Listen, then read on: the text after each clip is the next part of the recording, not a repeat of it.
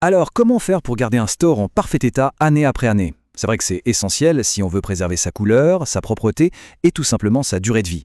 Aujourd'hui, on va décortiquer ensemble la méthode des pros, celle qui utilise un traitement hydrophobe. Vous allez voir, c'est assez facilement comment ça marche.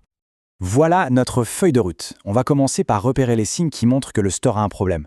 Ensuite, on plongera dans la science de la protection, on verra comment choisir le bon produit. Puis, le gros morceau, l'application, étape par étape. Et enfin, on finira sur comment tester le résultat et surtout les erreurs à ne jamais commettre. C'est parti.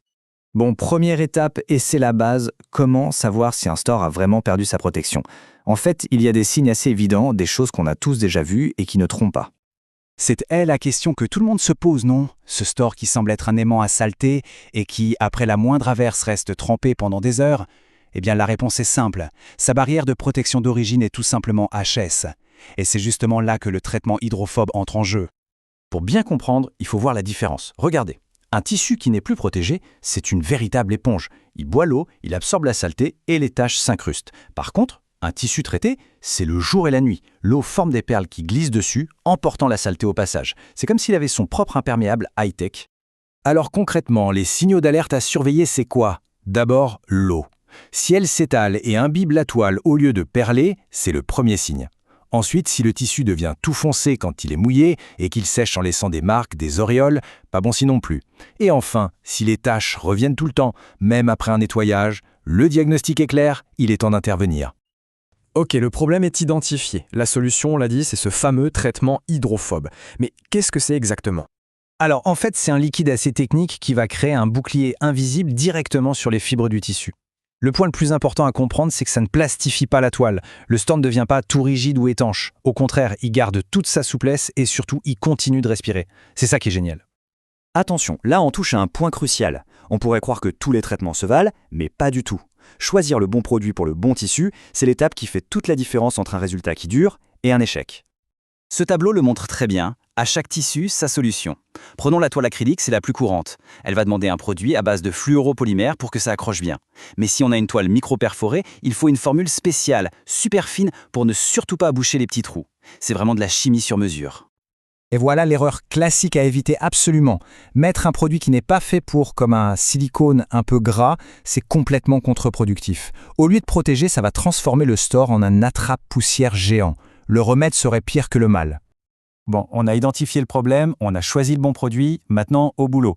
On passe à l'application et pour un résultat pro, il y a une méthode à suivre. C'est pas si compliqué si on décompose bien les choses. Alors là, écoutez bien parce que c'est peut-être l'étape la plus importante de toutes. Si la préparation est ratée, tout le reste le sera aussi. Il faut que la toile soit nickel, propre, bien rincée pour qu'il ne reste plus une seule trace de savon. Et surtout archi sèche, c'est vraiment non négociable. Et voilà le genre de petits détails qui changent tout. Les conditions météo sont hyper importantes. On applique toujours à l'ombre. S'il fait trop chaud, le produit va sécher avant même d'avoir pénétré la fibre. S'il fait trop humide, c'est pas bon non plus. Cette petite fourchette entre 12 et 25 degrés, c'est vraiment l'idéal. On ne rigole pas avec la sécurité. Ce sont des produits chimiques, donc on se protège, gants, lunettes et un bon masque, surtout pendant la pulvérisation. Et on pense aussi à protéger ce qu'il y a autour. On bâche les fenêtres, les murs, le sol, ça évite de passer des heures à nettoyer après. Allez, on passe à l'action, on pulvérise de manière régulière en faisant des passes croisées, un peu comme si on peignait au pistolet. Ça permet d'avoir une couche bien uniforme. Si on voit des zones un peu trop chargées, hop, un petit coup de rouleau en mousse pour bien étaler. Et bien sûr, si ça a un peu coulé sur l'armature, on nettoie tout de suite. Voilà, le produit est appliqué, mais le travail n'est pas tout à fait terminé. Maintenant, il faut s'assurer que ça sèche bien, que ça fonctionne, et voir comment entretenir tout ça pour que ça dure le plus longtemps possible. La phase de séchage est super importante. Au bout d'une heure, la toile sera sèche au toucher, mais attention, c'est un peu un piège. La protection n'est pas encore à son maximum. Il faut attendre que la polymérisation, la réaction chimique, se fasse complètement. Et pour ça, le point clé, c'est de garder le store à l'abri de la pluie pendant au moins 24, voire 48 heures. C'est le moment de vérité. Comment on est sûr que ça a marché? Eh bien, il y a un test tout simple et très visuel, le test de la goutte d'eau. On dépose une goutte sur la toile et on regarde sa forme. L'objectif, c'est d'avoir un angle de contact de plus de 100 degrés. Ça donne cette petite bille d'eau presque parfaite qui ne demande qu'à rouler. Là, on sait que c'est une réussite. Bien sûr, cette protection n'est pas éternelle, ce serait trop beau. La durée va vraiment dépendre de l'endroit où se trouve le store.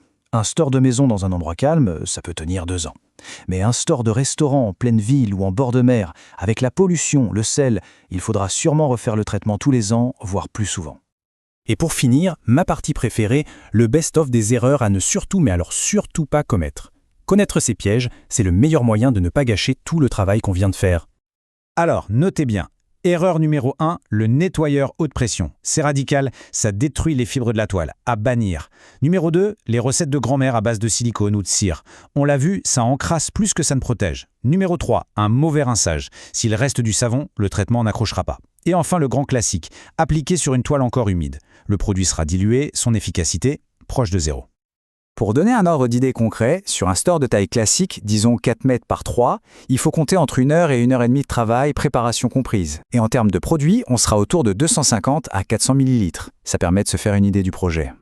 Voilà, on a fait le tour complet de la méthode pro. Alors, après tout ça, la seule vraie question qui reste, c'est celle-ci. Est-ce que le store est vraiment prêt à affronter les pluies et les saletés de la saison qui arrive ? Maintenant, vous avez toutes les clés en main pour que la réponse soit oui.